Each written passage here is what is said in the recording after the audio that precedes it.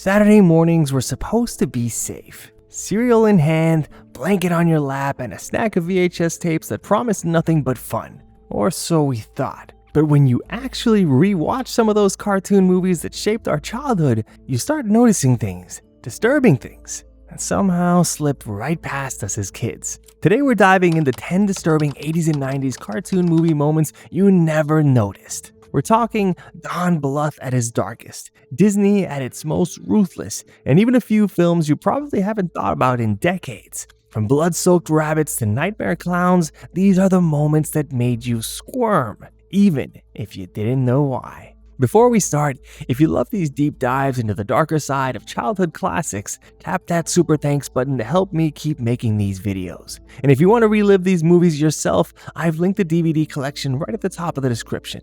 Alright, let's ruin some childhood memories again.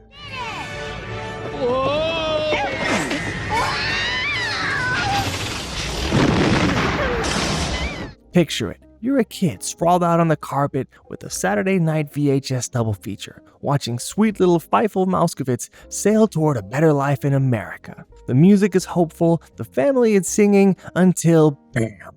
The storm hits. The ship lurches violently as if the ocean itself wants to swallow it whole. Wind shrieks like a living thing, and rain slashes the deck in sheets of silver. Tiny Feifel crutches to the rigging for dear life while his family screams his name. Then, in one horrible instant, a crashing wave rips him free and he vanishes over the side. Rewatch it as an adult, and you'll notice how long the camera lingers on his tiny silhouette. We see him tumbling through the black churning water, the whitecaps closing in like jaws. The soundtrack drops to an eerie, almost realistic roar. No cheerful score to soften the blow. It plays less like a children's musical and more like a maritime disaster film. You can almost feel the salt spray on your skin. Do you remember seeing this as a kid like I do? Don Bluth, the director, later explained that he wanted the storm to echo the very real terror immigrants felt crossing the Atlantic. It isn't just cartoon peril, it's a visual metaphor for families risking everything in the hope of a better life.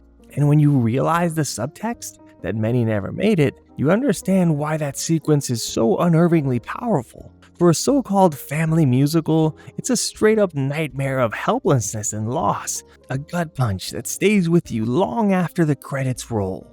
And if you think that's harsh for a kids movie, just wait until you see what rabbits were dealing with a few years earlier. Discover a whole new world with a world of difference, full of exciting adventure and desperate conflict. Technically a late 70s film, but by the mid-80s, it had become a worn-out VHS classic sitting right beside the Disney tapes in countless living rooms, an innocent-looking choice for family movie night. Parents popped it in expecting a sweet woodland fable, and kids everywhere sat down with popcorn in hand. What followed was anything but gentle. Within minutes, Watership Down throws you into a world of territorial rabbits where survival means bloodshed, and it doesn't hide behind quick cuts or tasteful fade-outs. You actually see the fury, rabbits lunging at one another with bared teeth, claws flashing, fur flying. The camera doesn't flinch when the blood flows or when the panic spreads through the warren. It's primal and unnerving, more like a war documentary than an animated bedtime story.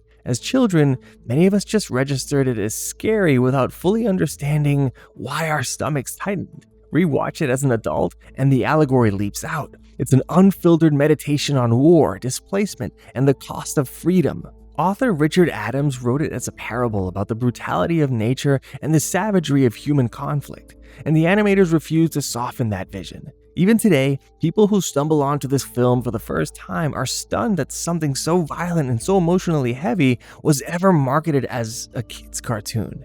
It stands as one of the most unsettling family films ever made, a story that uses gentle, wide-eyed rabbits to deliver a lesson about the cruelty of the real world. And while Don Bluth wasn't the creator of this particular nightmare, he was quietly watching the landscape change, and he wasn't finished giving us chills of his own. Not to go outside? But how long? 3 weeks.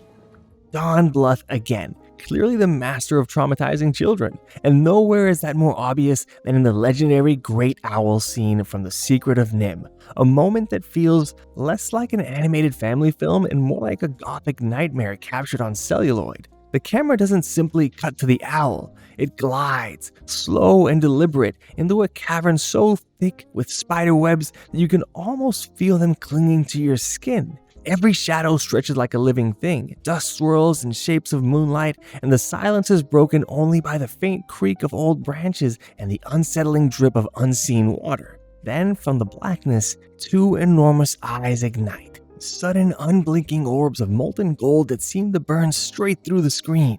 The great owls speak, and the sound isn't a polite storybook hoot. It's a subterranean growl, a rumble like distant thunder, or the grinding of ancient stone. As he moves, bones crunch beneath his talons, tiny mouse skulls and fragile ribs, a silent record of every creature foolish enough to enter his lair. The camera lingers just long enough for you to register the sharp curve of his beak and the way his feathered head swivels with mechanical precision, like a predator that has been waiting centuries for its next meal. As children, many of us couldn't quite articulate why our hearts raced. We only knew that something about this scene felt wrong, eerily wrong. Rewatch it now, and it's unmistakable. Bluth crafted a sequence of pure horror. He wasn't interested in softening nature's danger for young viewers. He wanted us to feel the primal fear of being small in a world where predators rule. Bluth later admitted that he wanted that jolt to remind audiences that the natural world is both breathtakingly beautiful and mercilessly terrifying. And just when you think The Secret of NIMH can't possibly get darker, Bluth's very next big film would send its hero into a place no children's movie had dared to show before. Race, ladies and gentlemen, out of the turn, it's Mighty Morris with Rattlewar charging up from behind. In the second turn, Mighty Morris and Rattlewar fight it out while Squad Car trails the back. Yes, the title literally promises that all dogs go to heaven. But that's the comforting premise you expect when you first pop the tape onto the VCR. But halfway through the film, Don Bluth pulls the rug out from under every kid in the audience. Charlie, the lovable but morally complicated main character, dies and is suddenly hurled into a vision of the afterlife that is anything but heavenly. One moment he's drifting in a dreamlike haze, the next he's plummeting through a void of red and black. The screen erupts into a churning inferno. Flaming rivers twist and boil, skeletal dragons with glowing eyes snap at him from the shadows, and demonic alligators writhe in the molten depths. This isn't a quick scare or a cheeky boo. The scene lingers, each frame soaked in fiery reds and sulfuric yellows, the soundtrack shrieking with echoing wails and distorted choral chants. It is unmistakably a depiction of hell, one that could stand toe-to-toe with the darkest moments of classic horror cinema. I remember having nightmares about this as a kid. Let me know in the comments if this was disturbing to you too. Bluth's team later explained that they wanted to show the real stakes of morality, that choices have consequences, and that redemption means something only when you've truly faced damnation. To an adult, it reads as a surprisingly sophisticated morality play, but to a child, it's pure nightmare fuel. Imagine expecting a gentle story about singing dogs and suddenly finding yourself in a sequence that feels like The Exorcist with puppies. Parents in the late 80s were shocked. Letters poured in describing children who had nightmares for weeks after the movie. Some even questioned how a scene so intense could be included in a family film at all. And yet, Bluth refused to apologize. He believed children could handle dark truths if the story ultimately delivered hope. From those fiery pits to the frozen hearts of a very different studio, Disney was about to show that it too could deliver its own brand of terror. I'm sorry, I didn't mean to. I didn't know. We all remember the catchy songs and sparkling animation of The Little Mermaid, but when you revisit the film's climax as an adult, you realize the final battle is pure monster movie spectacle. As Prince Eric and Ariel race to stop Ursula's dark magic, the sea witch summons a storm that turns the ocean into a raging cauldron. Lightning rips across the sky the color of bruised steel. Waves tower like watery skyscrapers. Then Ursula begins to grow, slowly at first, then with terrifying speed, until she's a towering figure blotting out the moon.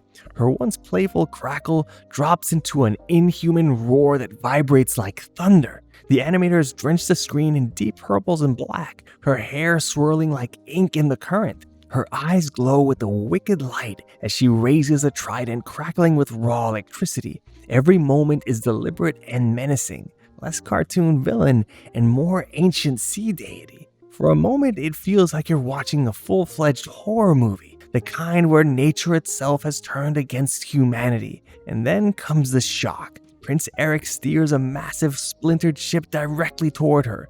The prow slices through the storm, the sails rip to shreds. In one brutal instant, the jagged bow impales Ursula squarely in the chest. The impact is violent. The sound, a guttural, almost animal scream, echoes across the blackened ocean. Lightning flashes one last time as she writhes and sinks beneath the waves, her enormous body collapsing into a maelstrom of foam and darkness. Looking back, as children, we probably just cheered for the good guys and moved on to the wedding bells. But as adults, you realize how graphic and merciless that death really is. For me, even as a kid, I knew this was a lot. There's no quick fade or gentle off-screen implication. Disney shows the entire act of impalement and the immediate chaotic aftermath. It's a scene worthy of a classic monster film, and it proves that even in the golden age of Disney Renaissance musicals, the studio wasn't afraid to let things get frighteningly intense. And believe it or not, Disney doubled down just a few later with another unforgettable loss, one that would become an entire generation's first heartbreaking lesson about the permanence of death.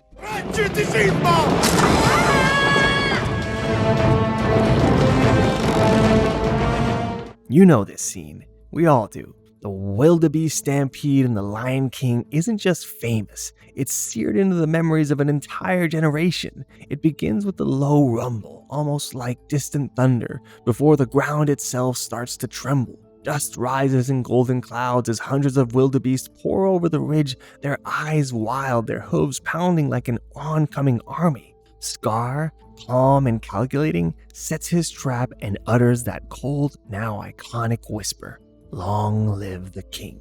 Mufasa's desperate climb up the canyon wall is a masterclass in tension. He digs his claws into the crumbling rock, muscles straining, eyes wide with both fear and determination. For a fleeting moment, it looks as though he might make it. He reaches for Scar, his own brother, for help. Instead of a rescue, he receives a smile of pure malice and a swift, merciless shove. The fall itself is shocking, but it's the silence afterward that truly unsettles. The stampede rolls on, indifferent to the life it had just claimed. When the dust settles, the once mighty king lies motionless amid the trampled earth. And then comes the part that still breaks hearts decades later. Little Simba edging towards his father's body. He nudges Mufasa gently at first, then more urgently, his tiny voice cracking as he pleads, "Dad, Dad, wake up." The camera lingers cruelly long on the child's desperation, the echo of his cry swallowed by the vast empty canyon. There's no magical reversal, no quick cut to something cheerful, just the unbearable stillness of death and a cub's dawning realization that his world has changed forever. Even adults choke up at the sheer emotional weight of that sequence. I know I cried. Did you? For countless children, this was their first real encounter with the concept of death, unsoftened, unvarnished, and permanent. Disney doesn't hide behind a euphemism or fairy tale revival here. It lets the loss stand stark and undeniable. It's a moment that defined childhood for many of us, teaching, perhaps too soon, how fragile life can be. But at least Simba survived to carry the story forward. Our next hero, tragically, will not be so lucky.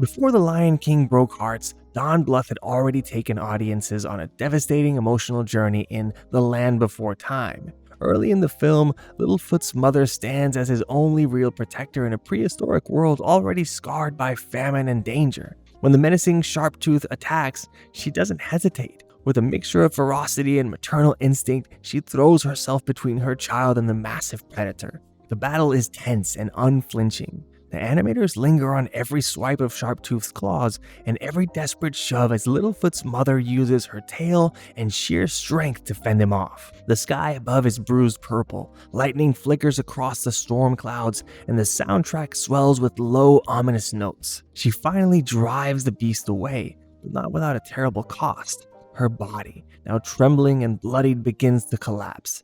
The next moments unfold with an almost painful stillness. There's no dramatic orchestral swell to signal the gravity of what's happened, just a soft echo of the wind through the canyon.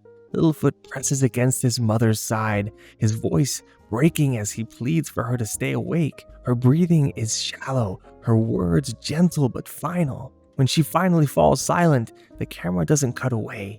We stay there, watching a child nuzzle the lifeless form of the only parent he's ever known.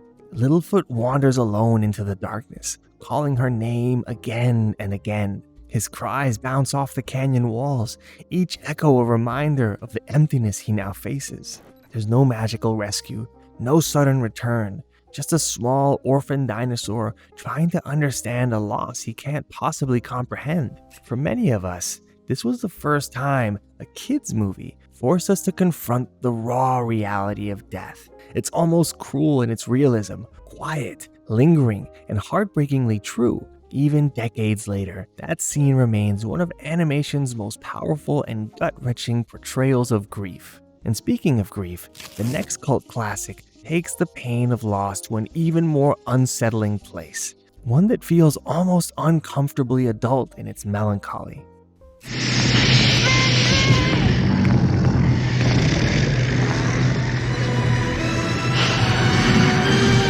The fiery Red Bull charges across the shoreline like a living inferno, its body a roiling mass of flame and smoke. With each pounding step, the ground itself seems to tremble, and a blood-red glow spreads across the waves. The last of the unicorns, those delicate, ethereal creatures who have survived only in legend, are driven in sheer terror toward the open sea. The soundtrack swells with an unearthly chorus of wails and moans that sound less like music and more like a lament. Moonlight glints off the rushing tide as the unicorns, one by one, leap into the black water, their horns catching the light for a heartbeat before vanishing beneath the waves. It isn't a triumphant escape, it's a desperate flight from annihilation.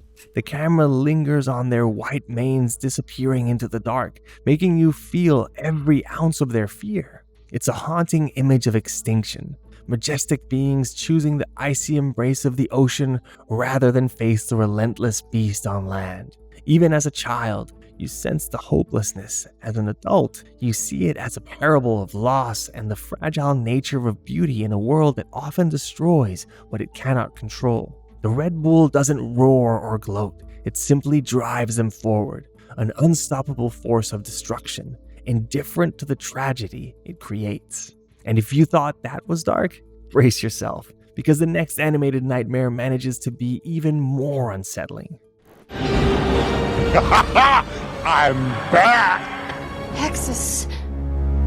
Tony! Ralph! Stop!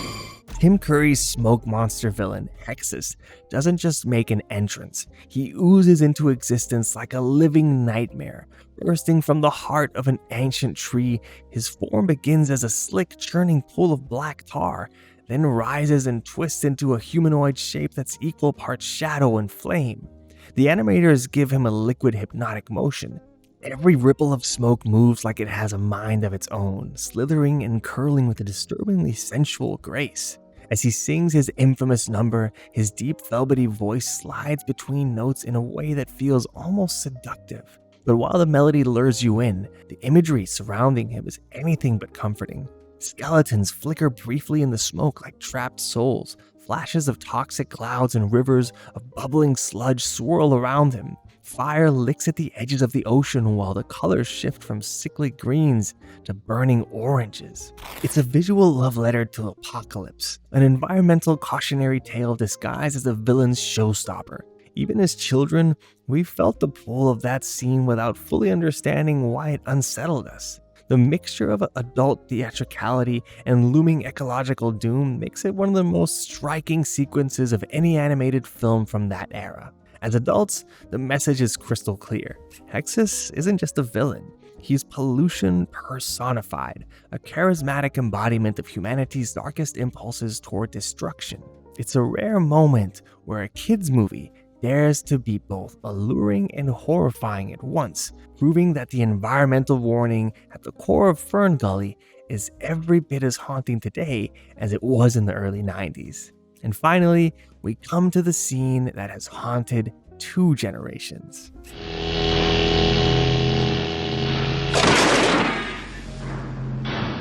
How close that I came. Leave on a bus back to old Santa Fe.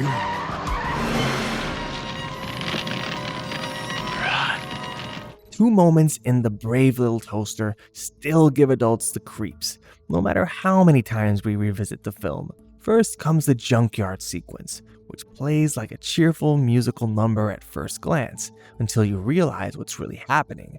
A giant industrial magnet glides silently across the yard, methodically plucking up old cars one by one. Each vehicle sings its own mournful tune, recounting memories of past adventures, family road trips, and long-lost glory days. Then, mid-verse, the magnet drags them to a crushing machine, and we watch as each is flattened into a lifeless cube of scrap.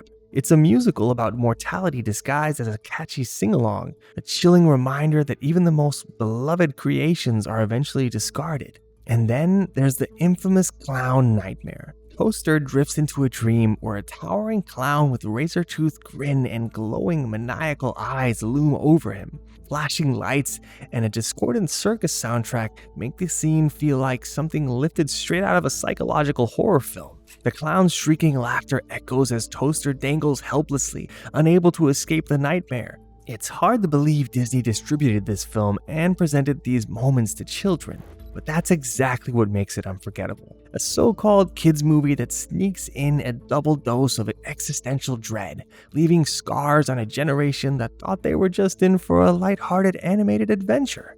Did one of these scenes unlock a memory you'd buried? Or did we miss the moment that scared you the most? Drop it in the comments. Your childhood nightmare might make it into part 2. And if you enjoyed this dark trip down memory lane, hit that super thanks to keep these deep dives coming. You can also grab the DVDs of these classics using the link at the top of the description. That is, if you're brave enough to rewatch them. For more shocking nostalgia, check out my other videos on this channel. And here's a special shout out to all of our subscribers and members. We just hit 20,000 subscribers, thanks to each one of you. See you next time.